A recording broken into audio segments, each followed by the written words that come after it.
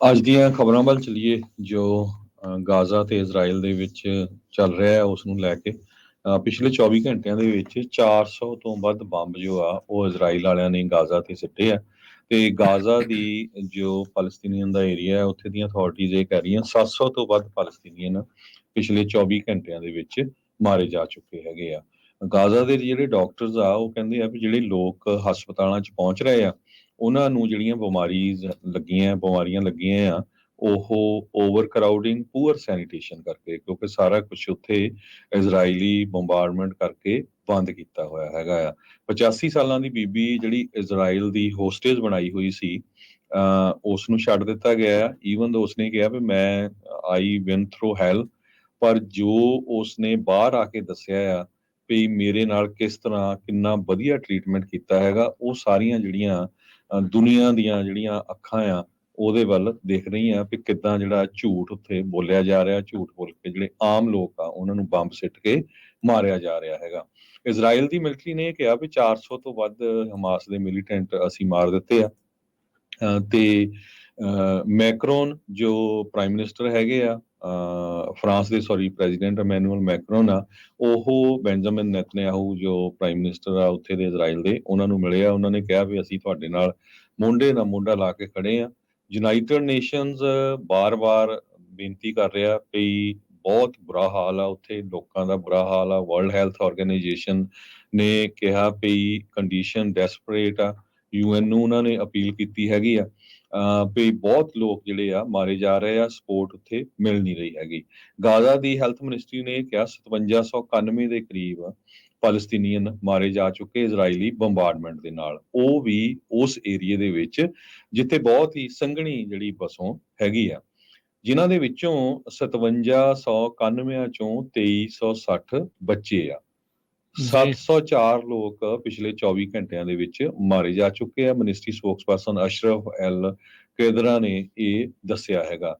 ਕਹਿੰਦੇ ਭਈ ਖਾਨ ਯੂਨਿਸ, ਅਬਦੁੱਲਾ, ਤਵਾਸ਼, ਇਹ ਸਾਰੇ ਜਿਹੜਾ ਏਰੀਆ ਆ ਉੱਥੇ ਬੰਬਾਰਡਮੈਂਟ ਲਗਾਤਾਰ ਚੱਲ ਰਹੀ ਹੈਗੀ ਆ। ਜੀ, ਹਾਲਾਤ ਕਾਫੀ ਜਿਹੜੇ ਉਹ ਮਾੜੇ ਆ ਇਸ ਟਾਈਮ ਬਣ ਚੁੱਕੇ ਹੈਗੇ ਆ।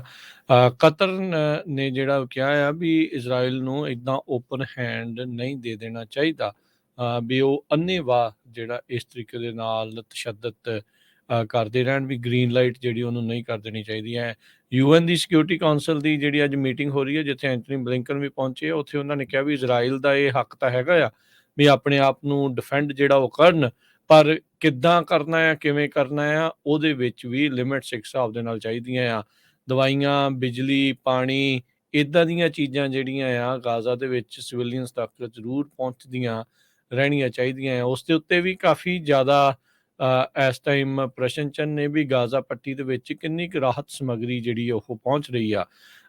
ਟਨਾਂ ਦੇ ਟਨ ਵੱਖ-ਵੱਖ ਮੁਲਕਾਂ ਤੋਂ ਰਾਹਤ ਸਮੱਗਰੀ ਉੱਥੇ ਐਲਾਨੀ ਗਈ ਆ ਵੀ ਉੱਥੇ ਪਹੁੰਚਾਉਣ ਨੂੰ ਅਸੀਂ ਤਿਆਰ ਆ। ਇਜਿਪਟ, ਮਿਸਰ ਜਿਹੜਾ ਆ ਤੇ ਗਾਜ਼ਾ ਪੱਟੀ ਦਾ ਬਾਰਡਰ ਆ, ਉੱਧਰੋਂ ਦੀ ਇਹ ਚੀਜ਼ ਜਿਹੜੀ ਅੰਦਰ ਜਾ ਸਕਦੀ ਆ, ਕਿਉਂਕਿ ਇਜ਼ਰਾਈਲ ਨੇ ਤਾਂ ਸਿਰਫ ਟੈਂਕਾਂ ਤੋਂ ਇਲਾਵਾ ਉੱਥੇ ਅੰਦਰ ਹੋਰ ਹਾਲ ਦੀ ਘੜੀ ਆਪਣੇ ਵਾਲੇ ਬਾਰਡਰ ਤੋਂ ਜਿਹੜਾ ਕਿਸੇ ਨੂੰ ਜਿਹੜਾ ਉਹ ਨਹੀਂ ਜਾਣ ਦੇਣਾ ਹੈਗਾ। ਪੈਲਸਤੀਨੀਅਨ ਨੇ ਜਿਹੜੇ ਵੱਖ-ਵੱਖ ਮੁਲਕਾਂ 'ਚ ਇਸ ਟਾਈਮ ਹੈਗੇ ਨੇ, ਜਿਹੜੇ ਉੱਥੇ ਵੀ ਆ, ਉਹਨਾਂ ਨੇ ਕਿਹਾ ਵੀ ਜਿਹੜੀ ਯੂਐਨ ਦੀ ਸਿਕਿਉਰਿਟੀ ਕਾਉਂਸਲ ਆ, ਉਹਨਾਂ ਦਾ ਜਿਹੜਾ ਇਨ ਐਕਸ਼ਨ ਆ ਉਹ ਬਹੁਤ ਡਿਪਲੋਰੇਬਲ ਹੈਗਾ ਆ, ਵੀ ਬਹੁਤ ਹੀ ਮਾੜੀ ਜਿਹੜੀ ਗੱਲ ਆ ਵੀ ਉਹ ਇਸ ਟਾਈਮ ਚੁੱਪ ਪੱਟੀ ਬੈਠੇ ਆ। ਪਿਛਲੀ ਵਾਰੀ ਸੀਜ਼ ਫਾਇਰ ਦੇ ਲਈ ਜਿਹੜਾ ਮਤਾ ਲਿਆਂਦਾ ਗਿਆ ਸੀ, ਉਸ ਦੇ ਉਲਟ ਯੂਐਸ ਨੇ ਜਿਹੜਾ ਆ ਉਹ ਵੀਟੋ ਕਰ ਦਿੱਤੀ ਸੀ ਵੀ ਸੀਜ਼ ਫਾਇਰ ਨਹੀਂ ਹੋਊਗਾ। ਹੁਣ ਤਕਰੀਬਨ 4 ਕੁ ਜਿਹੜੇ ਹੌਸਟੇਜ ਆ ਉਹ ਛੱਡੇ ਆ, ਜਿੱਦਾਂ ਤੁਸੀਂ ਵੀ ਦੱਸਿਆ ਸ਼ੁਰੂਆਤ 'ਚ ਵੀ ਉਹਨਾਂ ਨੇ ਵੀ ਆ ਕੇ ਉਹ ਬੀਬੀ ਜਿਹੜੀ ਬਜ਼ੁਰਗ ਸੀਗੀ ਉਹ ਬੋਲ ਰਹੀ ਸੀ, ਉਹਦੀ ਕੁੜੀ ਬੋਲ ਰਹੀ ਸੀ, ਉਹਦਾ ਲੱਥਾ ਕਰਕੇ ਤਾਂ ਉਹ ਦੱਸ ਰਹੀ ਸੀਗੀ ਵੀ ਭਾਈ ਉਹਨਾਂ ਨੇ ਬੜੇ ਉਹਨਾਂ ਨੇ ਮੈਨੂੰ ਧਿਆਨ ਦੇ ਨਾਲ ਹੀ ਜਿਹੜਾ ਉਹ ਰੱਖਿਆ ਆ, ਤੇ ਇਹ ਵੀ ਜਿਹੜਾ ਉਹਨੇ ਕਿਹਾ ਵੀ ਮੈਂ ਕਿਉਂ ਉਸ ਦੇ ਨਾਲ ਬਾਅਦ ਦੇ ਵਿੱਚ ਕੈਪਟਰ ਦੇ ਨਾਲ ਆਪਣਾ ਹੱਥ ਵੀ ਜਿਹੜਾ ਆ ਉਹ ਕਿਉਂ ਮਿਲਾਇਆ ਸੀ। ਸੋ ਇਹ ਸਾਰਾ ਕੁਛ ਜਿਹੜਾ ਇਸ ਟਾਈਮ ਚੱਲ ਰਿਹਾ ਆ। ਹੁਣ ਇਜ਼ਰਾਈਲ ਦੇ ਵਿੱਚ ਇਹ ਮਾਹੌਲ ਆ ਵੀ ਆਪਾਂ ਹਮਾਸ ਨੂੰ ਖਤਮ ਕਰ ਦੇਣਾ। ਇਹ ਸਭ ਨੂੰ ਹੀ ਪਤਾ ਹੈ ਵੀ ਹਮਾਸ ਤੇ ਇੱਕ ਆਈਡੀਆ ਆ, ਜੇ ਇਹ ਵਾਲੇ ਕਰ ਦਿੱਤੇ ਤਾਂ ਉਸ ਤੋਂ ਬਾਅਦ ਦੇ ਵਿੱਚ ਕੁਛ ਨਵੇਂ ਆ ਜਾਣਗੇ, ਕੁਛ ਹੋਰ ਆ ਜਾਣਗੇ। ਹੁਣ ਜਿਹੜੇ ਨਿਆਣੇ ਦੇਖ ਰਹੇ ਆ ਇਹ ਬੰਬ ਡਿੱਗਦੇ, ਤੁਹਾਨੂੰ ਕੀ ਲੱਗਦਾ ਹੈ ਵੀ ਉਹਨਾਂ ਦਾ ਪਿਆਰ ਜਿਹੜਾ ਬਣਿਆ ਰਹਿਣਾ ਆ ਦੂਜਿਆਂ ਦੇ ਜਿਹੜੇ ਪ੍ਰਤੀ, ਜਿਹੜੇ ਬੰਬ ਜਿਹੜੇ ਉਹ ਸੁੱਟ ਰਹੇ ਹੈਗੇ ਆ।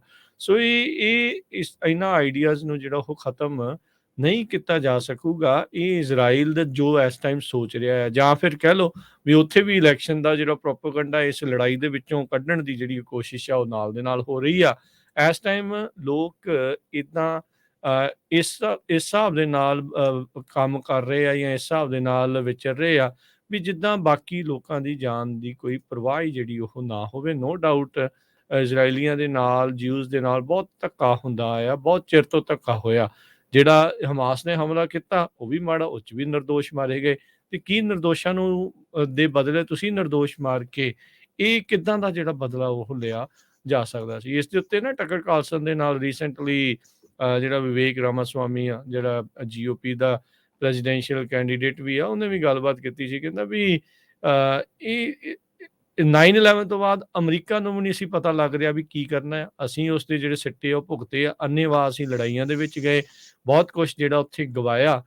ਮੇਨ ਕੀ ਕਹਿੰਦੇ ਵੀ ਉਹਦਾ ਕਹਿਣਾ ਸੀਗਾ ਵੀ ਮੇਨ ਤਾਂ ਇਹ ਚਾਹੀਦਾ ਵੀ ਜਿਹੜੇ ਹਮਾਸ ਦੇ ਮੇਨ ਲੀਡਰ ਆ, ਜਿਹੜੇ ਰਿਸਪੋਂਸਿਬਲ ਸੀਗੇ ਇਸ ਹਮਲੇ ਦੇ ਲਈ, ਉਹਨਾਂ ਨੂੰ ਜਿਹੜਾ ਮਾਰੋ, ਕਿਸੇ ਨੇ ਕੁਛ ਨਹੀਂ ਕਹਿਣਾ। ਉਹ ਤੁਸੀਂ ਉੱਥੇ ਸਗੋਂ ਸਮਰਥਨ ਮਿਲੂਗਾ, ਆਮ ਲੋਕਾਂ ਨੂੰ ਮਾਰ ਕੇ ਸਗੋਂ ਤੁਸੀਂ ਇਸ ਦੇ ਵਿੱਚ ਕਿਤੇ ਨਾ ਕਿਤੇ ਦੁਨੀਆ ਤੋਂ ਵੀ ਜਿਹੜੀ ਤੋਏ ਖੱਟ ਰਹੇ ਹੈਗੇ ਆ। ਸੋ ਇਹ ਹੁਣ ਦੇਖੋ ਅੱਗੇ ਕੀ ਬਣਦਾ। 24 ਘੰਟਿਆਂ 'ਚ 700 ਹੋਰ ਜਾਣਿਆਂ ਦਾ ਮਾਰੇ ਜਾਣਾ।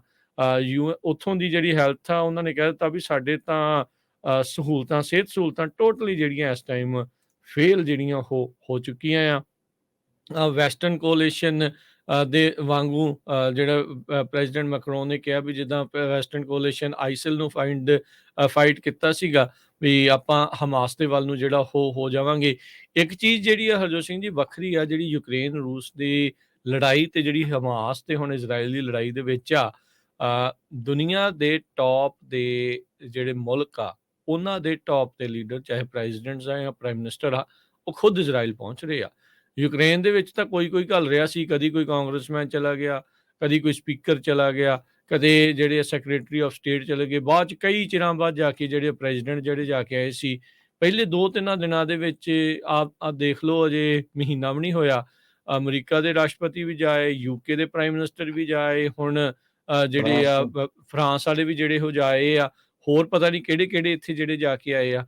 ਸੋ ਇਸ ਟਾਈਮ ਦੁਨੀਆ ਦੇ ਵਿੱਚ ਦੋ ਜਿਹੜੀਆਂ ਧਿਰਾਂ ਆ ਉਹ ਤਿਆਰ ਹੋ ਰਹੀਆਂ। ਚਾਈਨਾ ਨੇ ਵੀ ਇਸ ਦੇ ਬਾਬਤ ਕਹਿ ਲਓ ਵੀ ਹਮਾਸ ਵਾਲੀ ਇਜ਼ਰਾਈਲ ਦੇ ਹੱਕ 'ਚ ਨਾ ਗੱਲ ਕਰਕੇ ਉਹਨਾਂ ਨੇ ਹਮਾਸ ਦੀ ਉਹੀ ਗੱਲ ਕਰਤੀ। ਰੂਸ ਨੇ ਵੀ ਇਸ ਹਿਸਾਬ ਦੇ ਨਾਲ ਜਿਹੜਾ ਉਹ ਕਰ ਦਿੱਤਾ। ਇਰਾਨ ਤਾਂ ਪਹਿਲੋਂ ਹੀ ਜਿਹੜਾ ਇਹਨਾਂ ਦੀ ਸਪੋਰਟ 'ਚ ਆ, ਲੈਬਨਾਨ ਵੀ ਇਸ ਦੀ ਸਪੋਰਟ 'ਚ ਆ। ਹੁਣ ਕਤਰ ਨੇ ਵੀ ਬੋਲਿਆ, ਸਾਊਦੀ ਅਰੇਬੀਆ ਨੇ ਵੀ ਬੋਲਿਆ, ਇਜਿਪਟ ਨੇ ਵੀ ਕਿਹਾ ਆ। ਬਹੁਤ ਸਾਰੇ ਜਿਹੜੇ ਮੁਲਕਾਂ ਨੇ ਇਸ ਟਾਈਮ ਕਿਤੇ ਨਾ ਕਿਤੇ ਇਹ ਇੱਕ ਧਿਰ ਜਿਹੜੇ ਗਾਜ਼ਾ ਦੇ ਵਿੱਚ ਰਹਿ ਰਹੇ ਲੋਕ ਆ, ਉਹਨਾਂ ਦੀ ਹਮਾਇਤ ਦੇ ਵਿੱਚ ਆਏ ਆ, ਇਹ ਕਹਿ ਕੇ ਵੀ ਭਾਈ ਧੱਕਾ ਜਿਹੜਾ ਹੈ ਉੱਥੇ ਬੰਦ ਹੋਣਾ ਚਾਹੀਦਾ ਹੈ। ਦੂਜੇ ਪਾਸੇ ਜਿਹੜਾ ਵੈਸਟ ਦਾ ਏਜੰਡਾ ਇਹ ਕਲੀਅਰ ਆ ਵੀ ਉਹ ਇਜ਼ਰਾਈਲ ਦੇ ਨਾਲ ਆ, ਉਹਨਾਂ ਨੇ ਹਮੇਸ਼ਾ ਹੀ ਉਸ ਦੇ ਨਾਲ ਜਿਹੜਾ ਉਹ ਰਹਿਣਾ ਆ। ਸੋ ਇਹ ਚੀਜ਼ ਇਸ ਟਾਈਮ ਬਹੁਤ ਡਿਫਰੈਂਟ ਜਿਹੜੀ ਸਥਿਤੀ ਵੱਲ ਨੂੰ ਜਿਹੜੀ ਲੜਾਈ ਆ ਨਾ, ਉਹ ਵੱਧ ਰਹੀ ਆ। ਅੱਗੇ ਕੀ ਹੋਊਗਾ ਇਹਦੇ ਬਾਰੇ ਅਜੇ ਕੁਝ ਕਿਹਾ ਜਿਹੜਾ ਉਹ ਨਹੀਂ ਜਾ ਸਕਦਾ। ਉਹ ਵਿਸ਼ਵ ਯੁੱਧ ਦੀ ਸੰਭਾਵਨਾ ਤਾਂ ਨਹੀਂ ਲੱਗਦੀ, ਪਰ ਇਸ ਨੇ ਜਿਹੜਾ ਮਿਡਲ ਈਸਟ ਨੂੰ ਕਾਫੀ ਜ਼ਿਆਦਾ ਇੱਕ ਵਾਰੀ ਫੇਰ ਕਹਿ ਲਓ ਵੀ ਹੜਕੰਪ ਜਿਹੜਾ ਪੂਰੀ ਤਰ੍ਹਾਂ ਜਿਹੜਾ ਉੱਥੇ ਮਚਿਆ ਆ, ਉਸ ਦਾ ਅਸਰ ਚੌਂਸ਼ ਫੇਰੇ ਜਿਹੜਾ ਉਹ ਪੈਣਾ ਹੀ ਪੈਣਾ ਹੈਗਾ ਆ। ਸੋ ਜੀ ਹਰਜੋਤ ਸਿੰਘ।